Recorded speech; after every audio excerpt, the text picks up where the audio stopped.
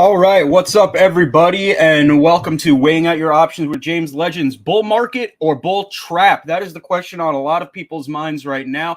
We're going to talk a little bit about what's been going on in the market, what my thoughts are. So, obviously, one of the biggest things, biggest news that we had recently were the CPI numbers, right? So, CPI, for those who don't know, this is the Consumer Price Index. This is kind of how we see what's going on with consumer goods. You know, is food prices going up? Are energy prices going up? What is going on?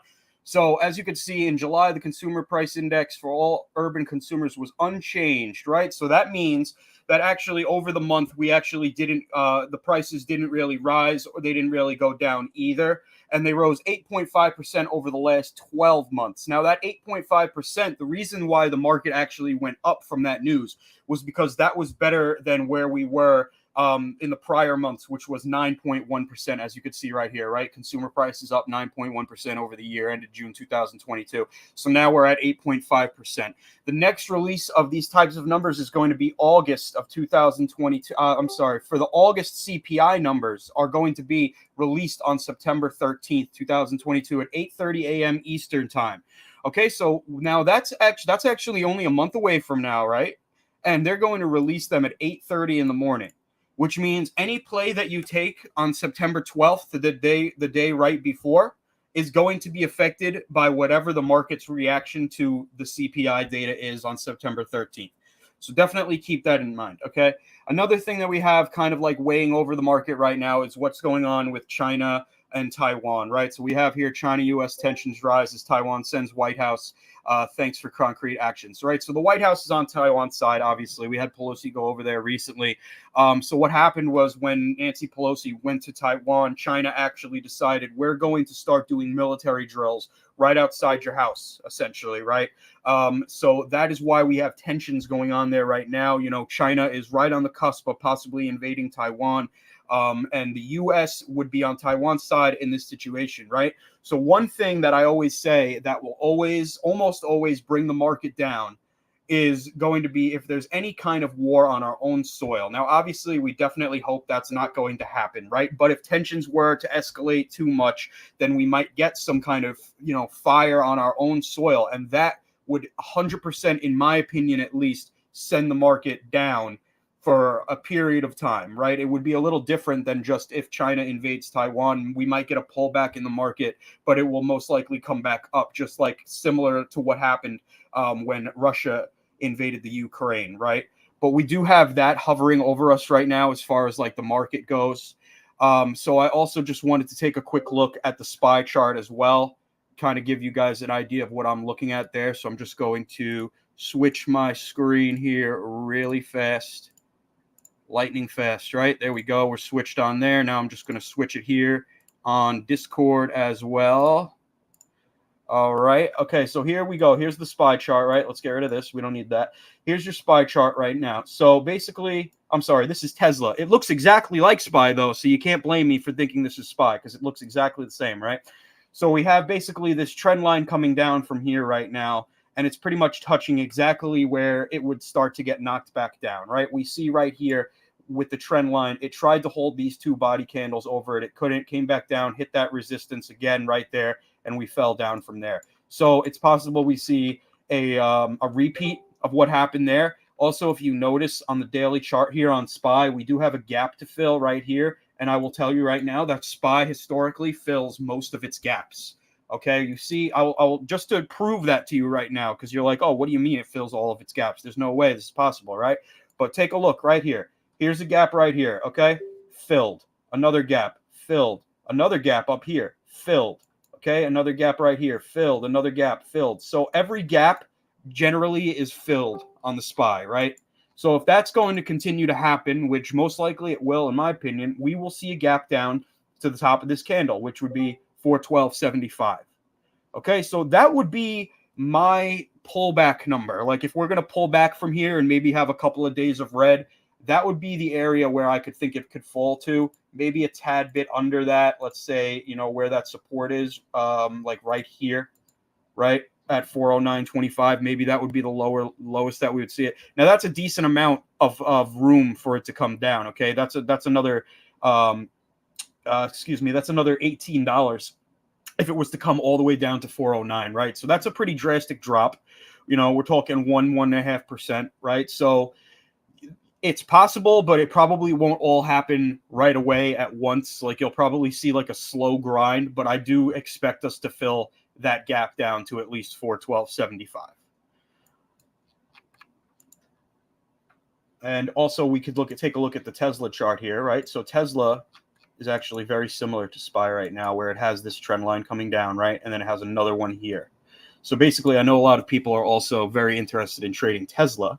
So as you can see right here, it has this trend line resistance where it has hit now and come back down. We also have these Fibonacci that I plotted out here. 850 around would be the bottom of the fib that we're over right now, and then 900 is the top, right? So we kind of closed right hitting that resistance at that fib right there.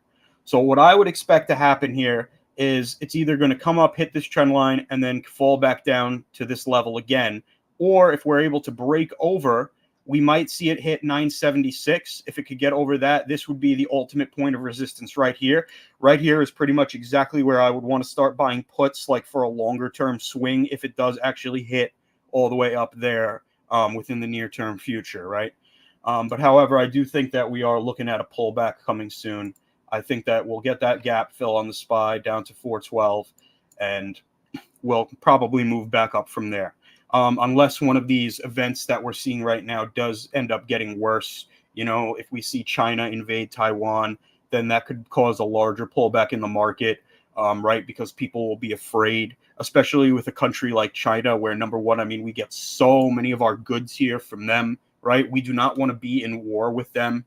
Right? But that situation, if they were to invade Taiwan, we would technically be on Taiwan's side in a way, right? So we don't want to see ourselves in war with a country that we get so many goods from, because that would definitely have a negative impact on our markets.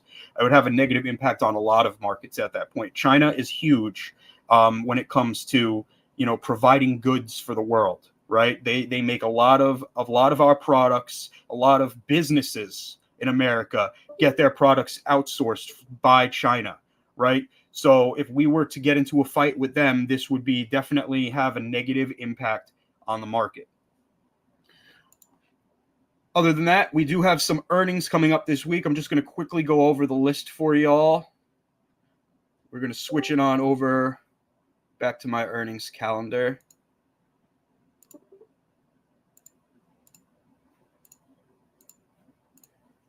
All right, so here's your earnings calendar. Let me switch it on Discord. There we go. So here's your earnings calendar for the week.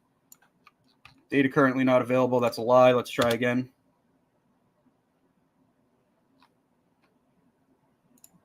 Okay, and we're going to go to Monday, August 15th. There we go. Okay, so on Monday, we have Ally Auto. We have ThoughtWorks Holdings. We have Clear Secure.